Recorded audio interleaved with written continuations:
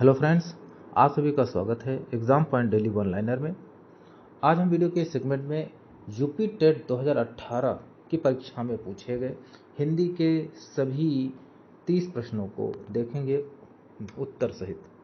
चलिए, प्रागैतिहासिक में किस उपसर्ग का प्रयोग होता है? तो प्रागैतिहासिक में किस उपसर्ग का प्रयोग होता है? प्राग, प्राग या प्रागैतिक। तो इसका सही उत्तर क्या होगा? प्राग। प्राग का प्रयोग होता है।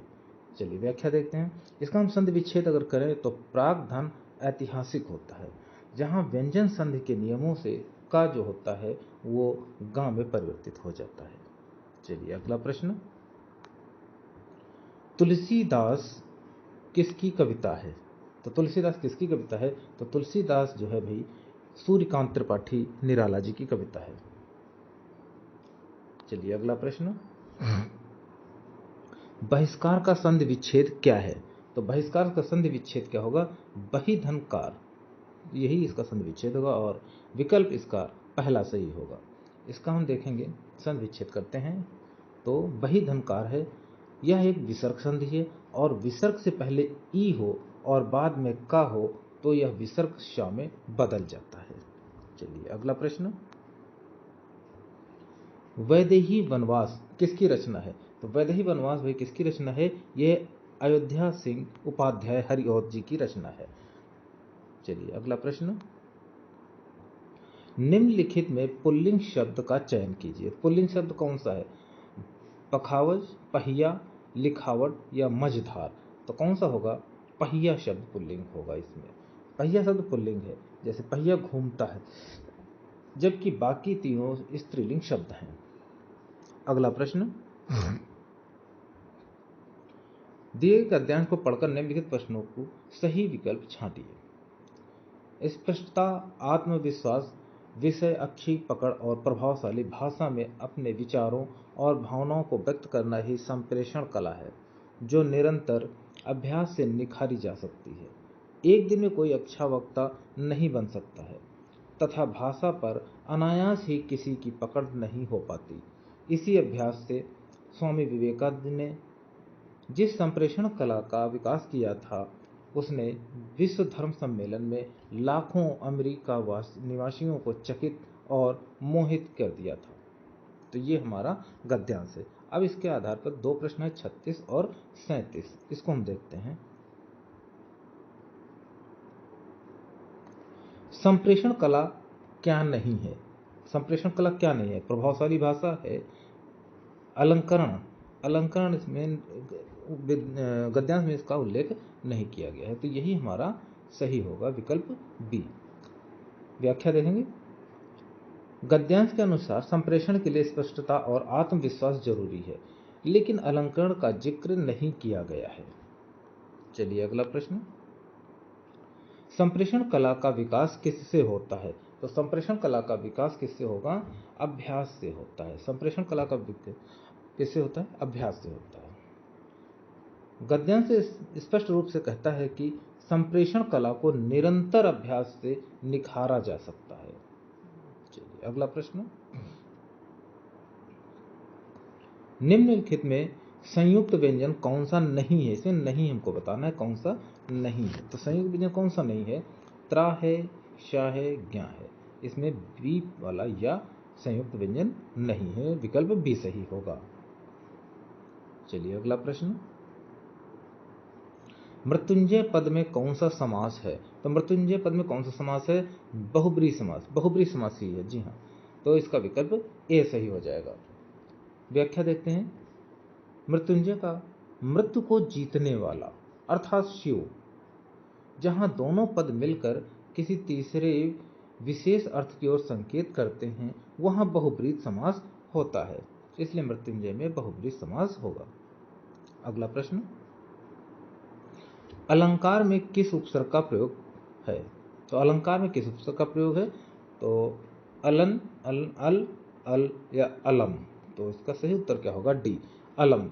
अलंकार में अलम शब्द उपसर्ग का प्रयोग किया गया है। तो अगर हम इसके संधि विच्छेद करें तो अलम धन कार होता है, यानी अलंकार। यहाँ माँ का अनुस्वर हो जाता है। चलिए अगला प्रश्न, यह पुस्तक किसकी है, में रेखांकित शब्द का पद परिचय दीजिए। तो यहाँ किसमें है, या में रेखांकित है। तो कौन सा गुणवाचक होगा, सार्वनामिक विशेषण, और सर्वनाम एकवचन स्त्रीलिंग या संबोधन। तो सही उत्तर क्या होगा, सार्वनामिक विशेषण होगा। यहाँ पुस्तक क्या है, विशेष है, एकवचन और स्त्रीलिंग। व्याख्या देखते हैं।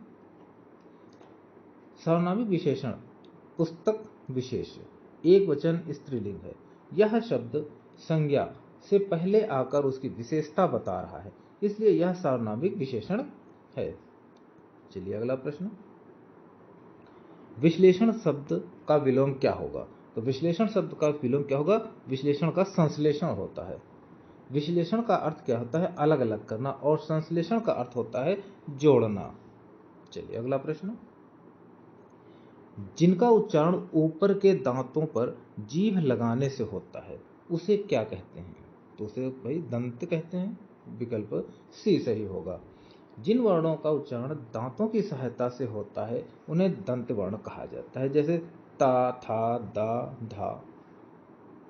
अगला प्रश्न, निम्नलिखित में ऊष्म व्यंजन कौन से हैं। तो ऊष्म व्यंजन कौन से होते हैं, ऊष्म व्यंजन है श, श और श। ये तीनों ही सा बी वाला सही है, ऊष्म व्यंजन है। जिन वर्णों के उच्चारण में वायु मुख से रगड़ खाकर गर्मी पैदा करती है, यानी कि ऊष्मा पैदा करती है, उन्हें ऊष्म व्यंजन कहा जाता है। अगला प्रश्न, अत्यधिक का विलोम क्या है। तो अत्यधिक का विलोम क्या होगा, अत्यधिक का विलोम अत्यल्प होगा। विकल्प बी सही है। अत्यधिक का अर्थ है बहुत ज्यादा, और अत्यल्प का अर्थ होता है बहुत ही कम, इसलिए विकल्प बी सही है। अगला प्रश्न, रित का विलोम क्या है। तो रित का विलोम क्या होगा, रित का विलोम अनृत होगा, अनृत। विकल्प बी सही है। रित का अर्थ क्या है, सत्य या नैतिक, जबकि अनृत का विलोम क्या है, असत्य या झूठ, इसलिए विकल्प बी सही है। अगला प्रश्न, संकल्प शब्द में उपसर्ग बताइए। इसमें हमें उपसर्ग बताना है संकल्प में। तो सन, सम, सक या सनक। तो इसमें क्या है, सम। विकल्प बी सही होगा हमारा, संकल्प में सम सही है। इसका हम संधि विच्छेद करें तो होता है सम धन कल्प संकल्प। यहां संधि के नियमों के अनुसार मां अनुस्वार में बदल जाता है। चलिए अगला, मुझसे खड़ा भी नहीं हुआ जाता, इस वाक्य का वाच्य क्या होगा। क्या होगा इसका वाच्य, कर्तवाच्य, भाववाच्य, कर्मवाच्य या अन्य। तो इसका सही उत्तर होगा बी, भाववाच्य। व्याख्या देखते हैं। जब वाक्य में क्रिया का मुख्य विषय न कर्ता हो न कर्म हो बल्कि भाव हो, वहां भाववाच्य होता है। चलिए अगला प्रश्न, तद्भव और उसके तत्सम का कौन सा मेल गलत है। लुनाई लामड़ता, लौंग लवंग बिल्कुल सही है। आंत अंत्र ये भी सही है।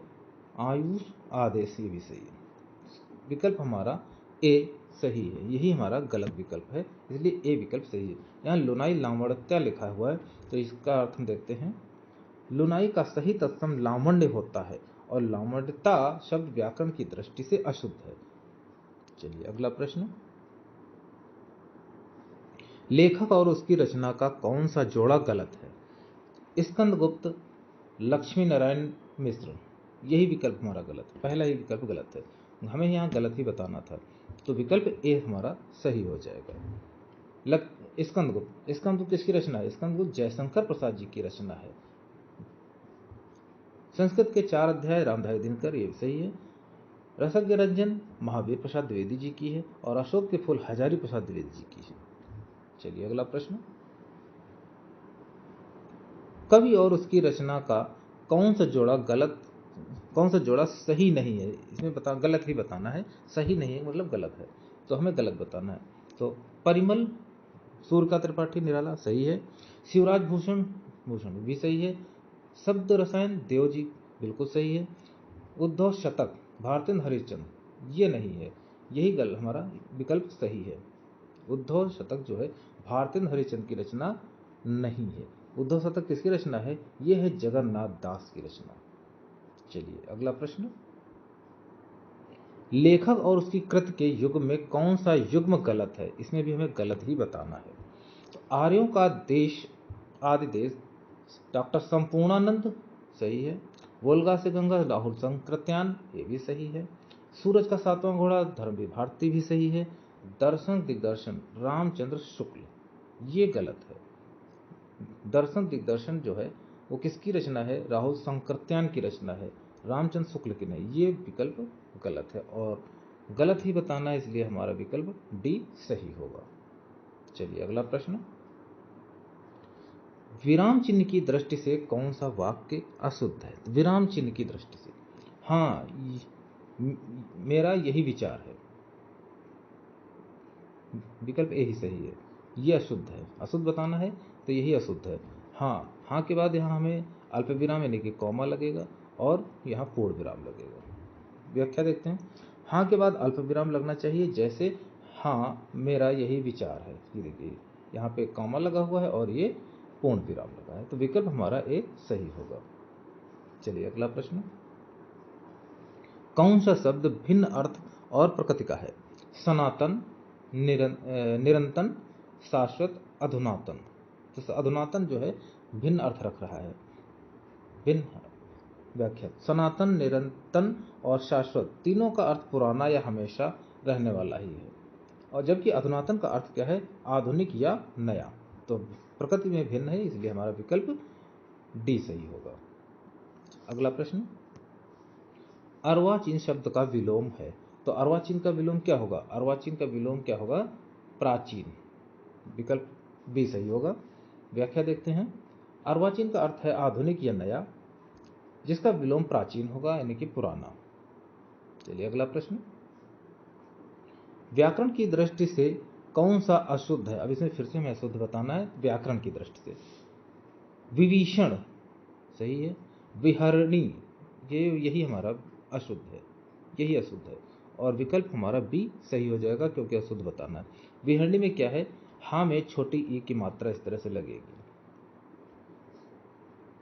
इसका शुद्ध वर्तनी रूप विहरणी होता है, हाँ पर छोटी की मात्रा आएगी। चलिए अगला प्रश्न, निम्न में से कौन सा युग्म गलत है। फिर से हमें गलत बताना है। मुट्ठी गर्म करना, रिश्वत देना बिल्कुल सही है, मुहावरा है। लुटिया डुबोना, डूबना, सारा काम चौपट होना ये भी सही है। सब्ज बाग दिखलाना, हरा भरा करना ये गलत है।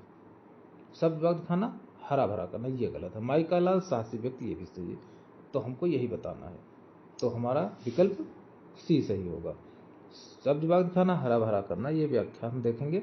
सब्ज बाग दिखलाना का मतलब है लालच देकर बहकाना। चलिए अगला प्रश्न,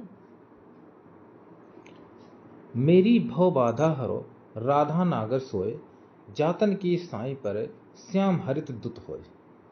ये एक दोहा है और इसमें पूछा गया है कि ये इसमें अलंकार कौन सा है।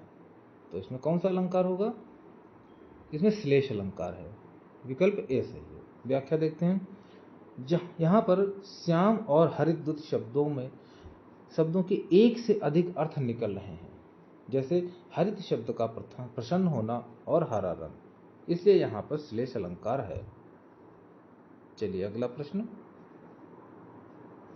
गौशाला में कौन सा समास है। तो गौशाला में भैया कौन सा समास है, तत्पुरुष समास होगा। गौशाला गाय के लिए शाला, तत्पुरुष समास।